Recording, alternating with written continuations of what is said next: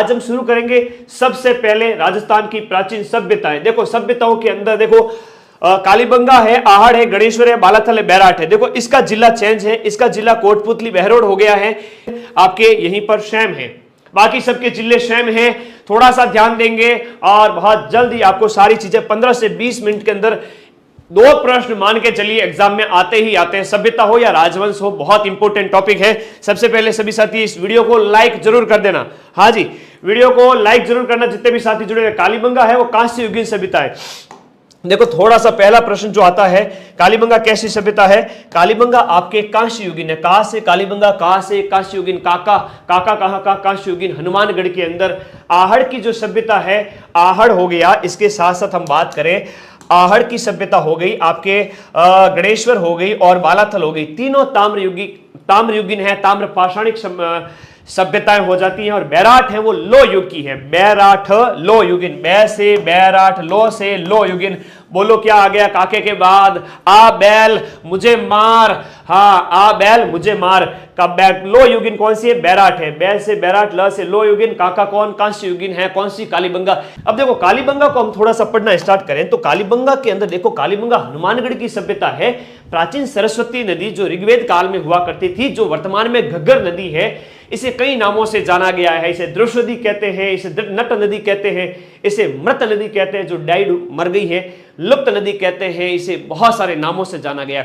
ऋग्वेद काल के अंदर इसके प्रमाण मिलते हैं। लाठी सीरीज सेक्टर जो है आपका जैसलमेर के अंदर, और ये जो चांदल नलकूप वगैरह, ये जमीन के अंदर भूगर्भीय जल पट्टी जो पाई जाती है, ये कौन है? अरे कौन है? ये क्या है? ये सरस्वती नदी के मीठे जल का ही तो प्रमाण है। वरना उस रेगिस्तान के अंदर जहां 33 सागर हुआ करता था, वहां पर खारे जल की जगह जगह खारा जल है। बाड़मेर जैसलमेर में, वहां जैसलमेर में मीठे जल कहां से आया? ये क्या है? सरस्वती नदी के ही प्रमाण है, जो काजरी के वैज्ञानिकों ने खोजा था सबसे पहले। अवशेष इसके 3 स्तर पर मिलते हैं, हड़प्पा से पहले के, हड़प्पा के दौरान के और हड़प्पा के बाद के। ईसा पूर्व का सन क्या चलता है? उल्टा चलता है गुरुजी। हड़प्पा पूर्व मतलब 2350 से 1750 ईसा पूर्व से पहले की बात है। यानी ये कालीबंगा सभ्यता बहुत पुरानी है। 4000 साल तो पहले के ले लो, 2000 साल अभी के ले लो, 6000 साल पुरानी है ना।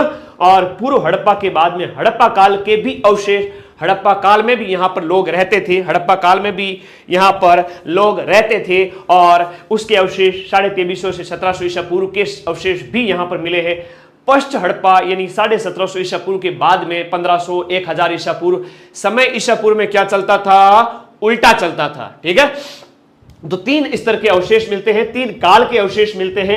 उत्खनन का उत्तरदायित्व तो किसे मिलता है? सीईटी के अंदर पिछली बार पूछा गया प्रश्न, और जब मैं एप्लीकेशन के अंदर भी पढ़ाता हूं ना, एक एक चीज नोट कराता हूं कि यह प्रश्न पूछा गया था, इस बार यह प्रश्न आएगा। तो तुम्हें कोई किताब लाने की जरूरत नहीं पड़ेगी एप्लीकेशन के अंदर जब आप पढ़ रहे हो डिटेल में। और यहां पर भी मैं बता रहा हूं, यह सीईटी में प्रश्न पूछा गया था कि उत्खनन का उत्तरदायित्व किसे सौंपा गया था? भारतीय पुरातत्व सर्वेक्षण विभाग नई दिल्ली को सौंपा गया था। किसका? कालीबंगा का। हाँ, भारतीय सर्वेक्षण विभाग। कालीबंगा की सभ्यता तो खोज किसने की थी? पियाजी ने खोज की थी। कालीबंगा की खोज पियाजी ने की थी। पियाजी कौन? पी अमलानंद घोष। कब? 1951-52, 1951-52 के अंदर पी अमलानंद घोष ने खोज की थी। और उत्खनन उससे 10 साल बाद में, बोले तो 51 से 61, 61 से 69, बीबी लाल, बीके थापर। बीबी लाल का तो निधन हो गया था, यूपी के थे, 2022 के अंदर है ना, सुर्खियों में थे। 61 से 69 के अंदर बीबी लाल और बीके थापर ने इसकी खुदाई का कार्य किया था। इनके नेतृत्व के अंदर कौन लोग और थे? ये प्रश्न बहुत इंपॉर्टेंट है, बार बार पूछा जाता है कि बीबी लाल और बीके थापर के साथ में जेवी जोशी थे, एमडी खरे थे, एसपी जैन से, केएम श्रीवास्तव थे। पिछली बार सीईटी के अंदर प्रश्न पूछा गया था, निम्न में से कौन सा व्यक्ति ऐसा है, निम्न में से कौन सा व्यक्ति ऐसा है जो कालीबंगा के उत्खनन कार्य से संबंधित नहीं है?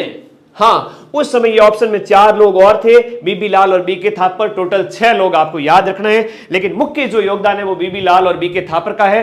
पियाजी ने थप्पड़ मारा, पियाजी ने थप्पड़ मारा, बीबी कैसी हो गई? लाल पीली हो गई। 1951-52 से 1961-69 ये तो है आपकी खोज, और ये है इसकी खुदाई। याद रखना, सभ्यता आद्य ऐतिहासिक काल की है।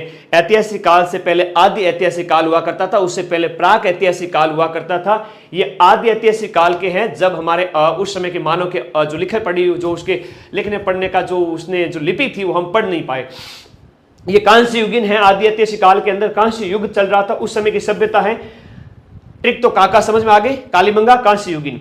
नगरीय सभ्यता है कालीबंगा, हाँ कालीबंगा, जो कालीबंगा है वो नगरीय सभ्यता है, जहां पर मात्र सत्तात्मक महिलाओं की चलती थी, मुच्छों वाले की नहीं चलती थी।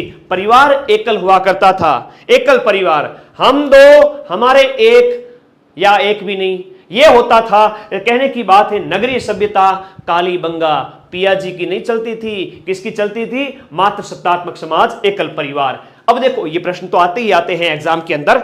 हाँ जी, आगे हम बात करें शाब्दिक अर्थ क्या है। कालीबंगा का मतलब होता है काले रंग की चूड़ियां। हाँ, रमकुड़ी जमकुड़ी को काले रंग की चूड़ियां घनी भावे, और रमकुड़ी जमकुड़ी को काले रंग की चूड़ियां भाती हैं तो मात्र सत्तात्मक समाज, याद रखना। और पंजाबी भाषा का यह शब्द है। एलपी टेसिटोरी ने सबसे पहले इस सभ्यता का पता लगाया कि भाई यहां पर लोग रहते थे। There was a civilization, once upon a time there was a civilization. वहां पर क्या थी? सभ्यता थी। ऐसा इन्होंने कहा था, किसने? टेसिटोरी महोदय ने कहा था। लेकिन खोज तो किसने की थी? पियाजी ने की थी सबसे पहले। हाँ, पियाजी ने सबसे पहले खोज की थी। अब देखो टेसिटोरी के बाद में उत्खनन के कितने स्तर हैं? ये प्रश्न भी सीईटी के अंदर पूछा गया था। क्या प्रश्न था? कालीबंगा से उत्खनन के कितने लेयर मिली है? अरे 1 2 3 4 5, यानी कि 5 बार खुदाई की तब पता चला। या लगातार उसके स्तर प्राप्त होते जा रहे थे। 5 स्तर कालीबंगा। पियाजी ने चूड़ियां पहनाई। एक हाथ में कितनी उंगलियां होती? 5। तो याद रखना 5 स्तर। 3 शमशान मिले हैं यहां पर, है ना। KLB1, KLB2, KLB3, 3 टीले यहां से प्राप्त होते हैं। क्या प्राप्त होते हैं? 3 टीले यहां से प्राप्त होते हैं। हाँ जी, 3 टीले यहां से प्राप्त होते हैं। और नगर जो बसा हुआ होता था ना, वो 2 दुर्ग और अदुर्ग के अंदर था। यानी कि जो नगर था इस तरह से, यहां पर तो बड़े लोग, धनी लोग रहते थे, यहां पर आम जनता रहती थी। तो दोहरी दीवार थी, चारों तरफ डबल बाउंड्री की हुई थी कालीबंगा के अंदर। और उसके बाद में 1961 की बात करें, इस कालीबंगा की सभ्यता के ऊपर डाक टिकट जारी किया गया था। डाक टिकट 1961। कालीबंगा संग्रहालय 85-86 के अंदर हनुमानगढ़ नगर के अंदर कालीबंगा म्यूजियम बनाया गया, ताकि वहां कालीबंगा की खुदाई से जो जो चीजें मिली है ना, वो तुम लोग जाके देख सको। अब नगर योजना ऐसी थी कालीबंगा की कि ग्रिड पद्धति, यानी समकोण पर काटती हुई सड़कें हुआ करती थी। समकोण पर, ऐसे समकोण पर काटती हुई क्या थी? सड़कें हुआ करती थी, जिसे चेस बोर्ड पद्धति, जैसे आप शतरंज के अंदर चेस नहीं देखते हो, वैसे ये चेस बोर्ड पद्धति या जिसे ऑक्सफोर्ड पद्धति कहा गया। कालीबंगा की जो नालियां हुआ करती थी ना, वो पक्की ईंटों से बनी होती थी और लकड़ी का प्रयोग किया जाता था, और भट्टे का प्रयोग का प्रमाण नहीं मिलता है कालीबंगा के अंदर। इट मींस ये हुआ कि कालीबंगा के अंदर लोग जो ईंटें पकाते थे वो भट्टे का प्रयोग नहीं करते थे, धूप, हाँ धूप, एकदम जादू की तरह धूप में पकाते थे। कहां पकाते थे? धूप में पकाते थे कालीबंगा के लोग। अब देखो कालीबंगा के ये जो लोग थे ना, सिंधु सभ्यता की 3rd राजधानी, ये प्रश्न मोस्ट इंपोर्टेंट है, एग्जाम में पूछा गया है कि दशरथ शर्मा ने कहा था कालीबंगा को सिंधु सभ्यता की 3rd राजधानी। हाँ, सिंधु सभ्यता के 6 बड़े नगरों में से, वन ऑफ द बिगेस्ट नगरों में से कालीबंगा का भी नाम आता था। चलो ओके, आगे बढ़ते हैं। प्रमाण क्या क्या मिले हैं कालीबंगा की सभ्यता से, खुदाई से क्या क्या चीजें मिली हैं? हाँ, बहुत चीजें मिली हैं, बहुत चीजें मिली हैं। याद रखने लायक है कि गेहूं और जौ, बाजरा, यव, सरसों और चावल के प्रमाण, ये ऐसे प्रश्न RS प्री में भी एक बार पूछा गया था। याद रखिएगा कौन कौन से प्रमाण मिले, थोड़ा ध्यान देना। गेहूं और जौ जैसी युगल फसलों के प्रमाण मिले हैं। हम मिले, तुम मिले, दोनों साथ साथ चलेंगे तो मजा आएगा जीने का। गेहूं और जौ दोनों क्या थे? साथ साथ चल रहे थे, गेहूं और जौ। हाँ, राइस के जो, बाजरा, यव यानी कि आपके जौ, और सरसों और चावल के प्रमाण। जुते हुए खेत के प्रमाण है ना, प्लग्ड जो फील्ड होता था उसके प्रमाण मिले। जुते हुए खेत के प्रमाण कॉमन क्वेश्चन है, हर बार पूछा जाता है, कालीबंगा करोगे। ऊंट के प्रमाण, अटोडियो जो ऊंटियो है, और ऊंट के प्रमाण भी कालीबंगा से मिले हैं। मिश्रित खेती, मतलब एक फसल के साथ एक और बोते थे। रमकुड़ी जमकुड़ी कहती थी मतलब बाओ मारा परनिया जीरो, एक के साथ एक और फसल बो दो, ठीक है। भूकंप के प्राचीनतम प्रमाण, जहां पर दीवारों के अंदर क्रैक मिलते हैं, जहां पर दीवारों में क्या मिलते हैं, क्रैक मिलते हैं, दीवारों में क्या मिलते हैं, हाँ जी, दीवारों में क्रैक मिलते हैं, याद रखिएगा। सिंधु सभ्यता के 6 प्रमुख नगरों में से एक है। भूकंप के विश्व के प्राचीनतम प्रमाण, ऊंटे के प्रमाण, जुते हुए खेत के प्रमाण, संयुक्त फसलों के प्रमाण, सबके सब कालीबंगा से प्राप्त होते हैं। अग्नि वेदिका है one of the most important question. पहली बार बलि के प्रमाण यहां कालीबंगा से मिलते हैं। जुड़वा समाधियां, जिसमें कलश, आंशिक और पूर्ण समाधान समाधियां हुआ करती थी। देखो जुड़वा समाधियों के प्रमाण मिलते हैं। देखो जुड़वा समाधियां मतलब देखो क्या होता है, युगल होता था कि मैं भी जाऊंगा तू भी मेरे साथ चलेगी क्या, तू भी मेरे साथ चलेगा क्या, कहां ऊपर राम जी के, ना जी ना मैं तो को नहीं चालू। तो जुड़वा समाधियां मिलती हैं कहीं कहीं पर। कलश समाधि एक आंशिक समाधि है ना, और एक पूर्ण समाधि पूरी तरह से, कहीं कहीं पर आंशिक 3 प्रमाण मिले। कपास और रुई के प्रमाण राजस्थान की किस सभ्यता से मिले हैं, कालीबंगा से मिले हैं।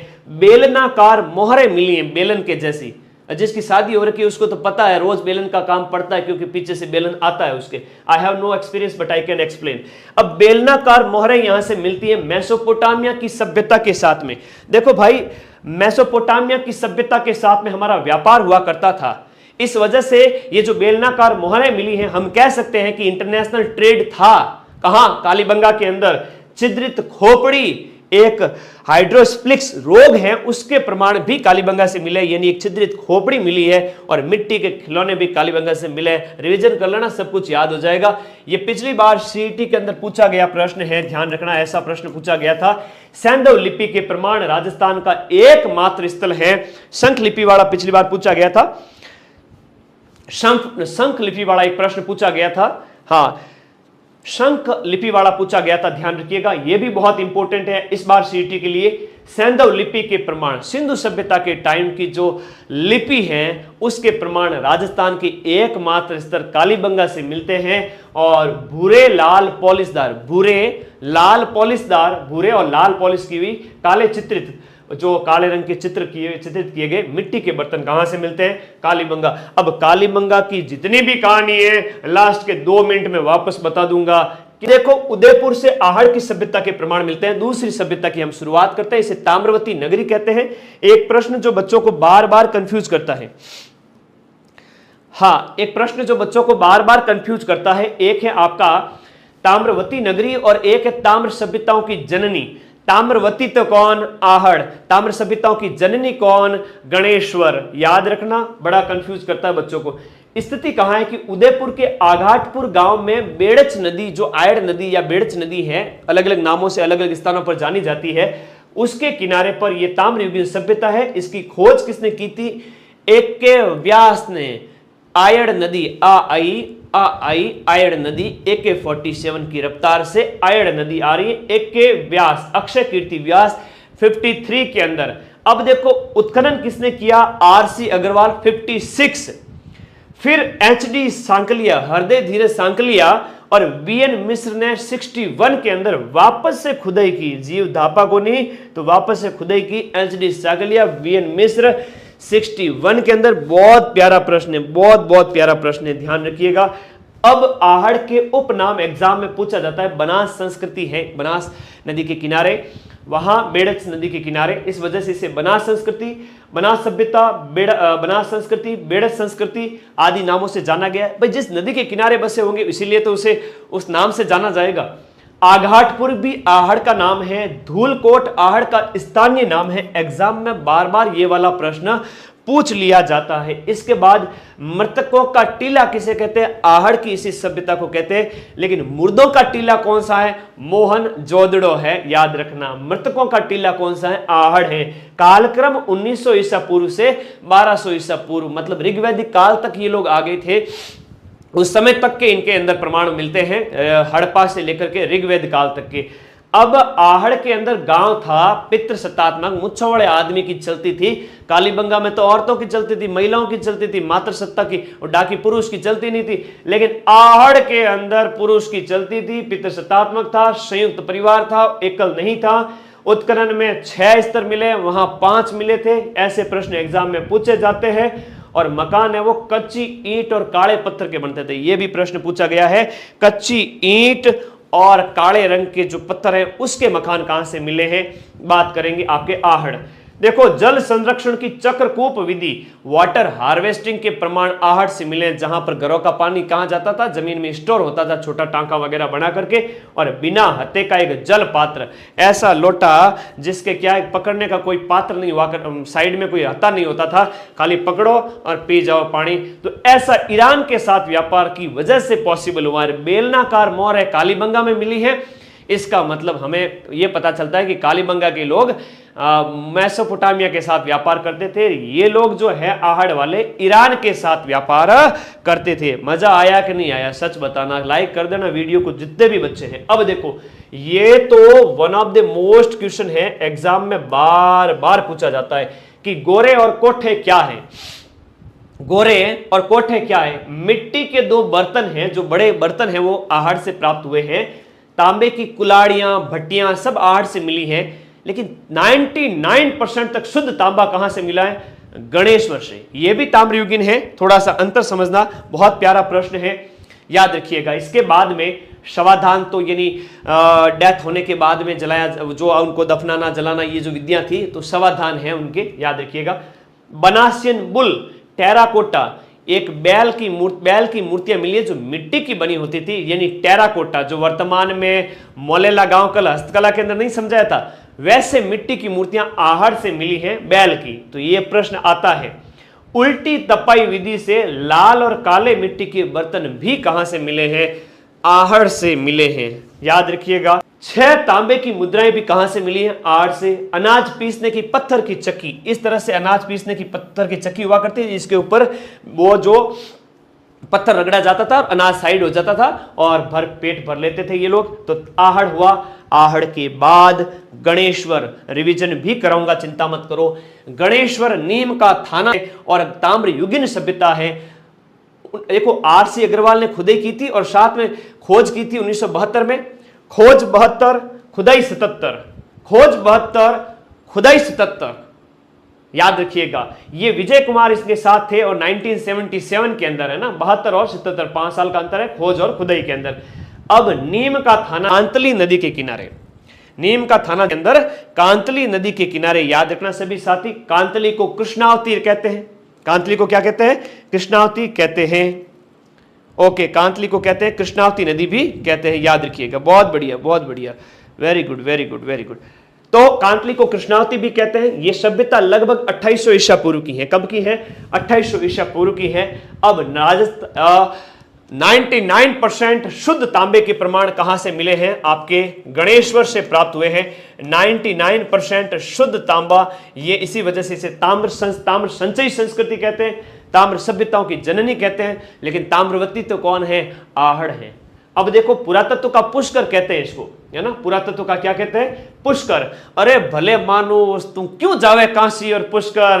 पहले अपने माँ बाप ने तो खुश कर, फिर बाद में जा पुष्कर। ताम्रवती आहड़ है। बाकी इनके उपनाम एग्जाम में पूछे जाते हैं। राजस्थान का वो सभ्यता स्थल जहां से ईंटों से नहीं बल्कि पत्थर से मकान बने होते थे, ईंटों के नहीं बल्कि किससे बने होते थे? पत्थर के मकान बने होते थे। वो कौन सा है? आपके गणेश्वर है। पत्थर के बांध थे, पत्थर ही पत्थर था। तो तांबे से, जो तांबे के बने हुए मछली पकड़ने के कांटे वगैरह है ना, इसका मतलब ये लोग गणेश्वर वाले क्या थे? मांसाहारी थे। कपिश या कथई रंग के मृदभांड है ना, बांदरे के कलर के मृदभांड यहां से मिले। उपकरणों में 99% तक तांबा। अब गणेश्वर कंप्लीट होता है कांतली नदी के किनारे, नीम का थाना जिला नया। उसके बाद आगे पढ़ते हैं अगली सभ्यता, बैराठ। बैराठ पहले जयपुर पढ़ते थे, लेकिन अभी इस सभ्यता का जिला आप क्या पढ़ोगे? कोटपुतली बहरोड। कौन सा पढ़ोगे? कोटपुतली बहरोड जिला है, नवीन जिला व्यवस्था के अनुसार। अब प्राचीन विराट नगर हुआ करता, विराट नगर है ना, प्राचीन क्या हुआ करता था? विराट नगर हुआ करता था और मत्स्य जनपद की राजधानी थी। राजा विराट यहां पर था और पांडव लोग यहां पर आए थे, इसके प्रमाण भी मिलते हैं, है ना। और जो हम बात करें यहां पर इस लो युगीन सभ्यता, देखो बैराठ लो युगीन, बैराठ लो युगीन, तो बैल हो गया, थोड़ा ट्रिक बन गई, आराम से याद हुआ कि नहीं हुआ? ठीक है।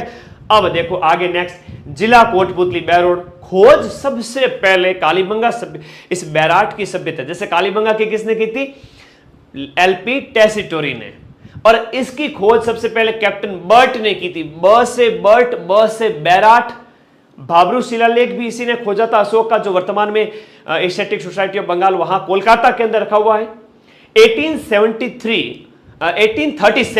1837 के अंदर कैप्टन बर्ट ने खोजा था सबसे पहले, लेकिन खुदाई तो इसके 99 साल बाद में दयाराम साहनी, और ये दया सीआईडी से अलग है। दयाराम साहनी 1936, हाँ बैराट, आ बैल मुझे मार, वो सीआईडी वाला दया बड़ा खतरनाक है ना, कैसे मारता है सबको, वैसे याद करना। तो दयाराम साहनी आपके 1936, बाणगंगा नदी के किनारे, वो गणेश्वर कांतली थी ना, वैसे ये बाणगंगा नदी के किनारे, बहुत बहुत इंपॉर्टेंट है। अब देखो वापस से उत्खनन किया गया। आज के टाइम में ऐसे प्रश्न एग्जाम में आते हैं, किसी सभ्यता विशेष का पुनः उत्खनन कब हुआ था, जैसे पुनः उत्खनन पूछ लिए जाते हैं एग्जाम के अंदर, तो 1962-63 के अंदर वापस उत्खनन किया गया, और पहले उत्खनन 36 में दयाराम जी ने किया था, और फिर 62-63 के अंदर नील रत्न बनर्जी, एनआर बनर्जी और के एन दीक्षित, यह प्रश्न आता है, के एन दीक्षित, इन्होंने वापस से खुदाई करवाई। अब क्या क्या जानकारी मिलती है इस कालीबंगा की सभ्यता से, बैराट की सभ्यता से, है ना। तो बौद्ध धर्म मोस्ट इंपोर्टेंट, सम्राट अशोक के बारे में जानकारी, मौर्यों के बारे में, ईसा पूर्व 3वीं शताब्दी, प्रागैतिहासिक पाषाणकालीन अवशेष भी यहां से मिलते हैं, शैल चित्र प्राप्त होते हैं उस टाइम के पाषाण काल के, बहुत बहुत इंपॉर्टेंट है। प्रागैतिहासिक और पाषाणकालीन, फिर महाजनपद काल और महाभारत काल, ईसा पूर्व 1000 से 500 के बीच में ये महाभारत महाजनपद काल, उसके भी अवशेष यहां से मिलते हैं, ये इंपॉर्टेंट है, बैराट से मिलते हैं ये अवशेष, परीक्षा में पूछे गए प्रश्न है। फिर कुछ पहाड़ियां हैं जो बैराट की सभ्यता से मिलती हैं, या कुछ पहाड़ियां हैं जिनसे बैराट की सभ्यता के अवशेष मिलते हैं। भीम डूंगरी, बीजक डूंगरी, बी से भीम, बी से बीजक डूंगरी। गणेश जी के, महादेव जी के पुत्र कौन, गणेश जी, तो महादेव डूंगरी, गणेश डूंगरी, मोती डूंगरी, भूमली डूंगरी, ये सब कहां है, बैराट की सभ्यता से संबंधित हो जाते हैं। अब देखो यहां हम आगे देखिएगा, नेक्स्ट टॉपिक की ओर आगे बढ़ते हैं, नेक्स्ट टॉपिक की ओर। हाँ जी, नेक्स्ट टॉपिक की ओर देखिएगा, बहुत प्यारा प्रश्न है, वेरी वेरी इंपॉर्टेंट।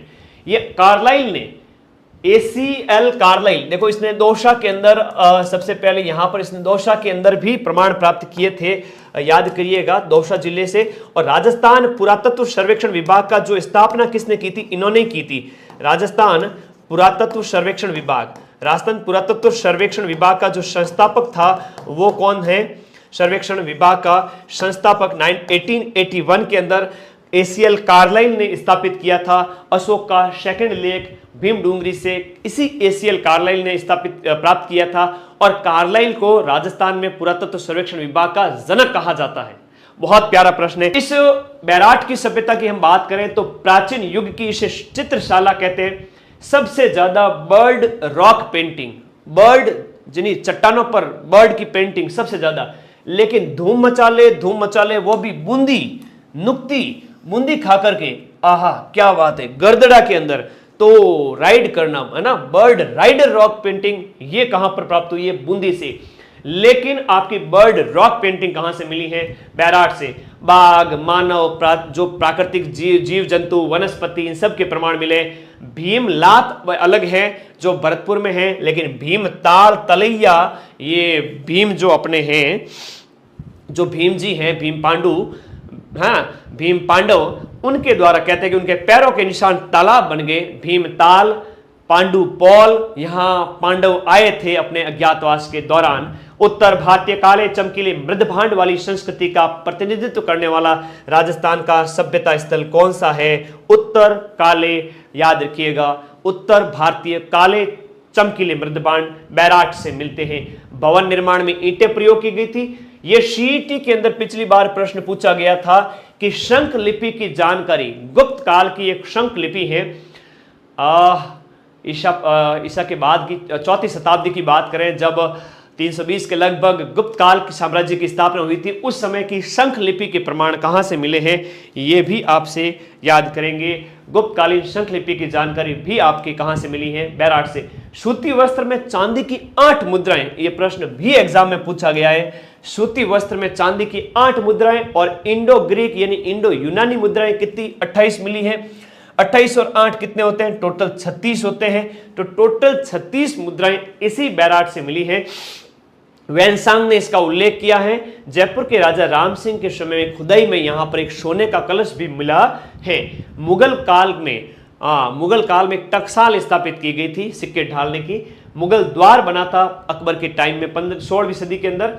बनेड़ी, झीणगोर और ब्रह्मकुंड ये ऐसे स्थान हैं जहां से बैराट से प्राकृतिक जो प्राकृतिक की जानकारी मिलती है, बैराट सभ्यता की जानकारी, प्राकृतिक जानकारी मतलब जीव जंतु आदि के चित्र वगैरह बनेड़ी, झीणगोर, ब्रह्मकुंड से। बैराट की सभ्यता के बाद लास्ट सभ्यता अपनी कौन सी है, बालाथल। ये ताम्रयुगीन है, उदयपुर से प्राप्त हुई है और ये सभ्यता उदयपुर की है। 1993 में यहाँ पर उत्खनन किया गया बीएन मिश्र के द्वारा, डेक्कन कॉलेज ऑफ पुणे, है ना। ये प्रश्न एग्जाम में पूछा गया था, ये कहाँ के थे, तो डेक्कन कॉलेज पुणे के ये हुआ करते थे। और वीएस शिंदे, आर.के. मोहंती, जीवन खरकवाल और ललित पांडे, है ना, ये सब किस में साथ में थे, बालातल की जो सभ्यता है उसके उत्खनन में। तो खोजकर्ता, उत्खननकर्ताओं के नाम जरूर याद रखना। जहां वीएन मिश्र ने क्या था, वीरेंद्रनाथ मिश्र ने क्या कहा था, नेतृत्व किया था। वीरेंद्रनाथ मिश्र ने क्या किया था, नेतृत्व किया था। अब 3000 ईसा पूर्व से लेकर के 2500 ईसा पूर्व, आज से 5 से 6000 साल पुरानी, लगभग 5000 साल पुरानी ये सभ्यता है। कुष्ठ रोग के प्राचीनतम प्रमाण कहां से मिले, बालाथल से कुष्ठ रोग के प्राचीनतम प्रमाण। चमकदार मिट्टी के बर्तन, 11 कमरों का बड़ा भवन, एक सभागार मिलता है, ये प्रश्न पूछा गया है, बालाथल से मिला है। लोहा गलाने की भट्टियां बालाथल से, किले नुमा संरचनाएं, रिंग वेल, गोलाकार कुएं,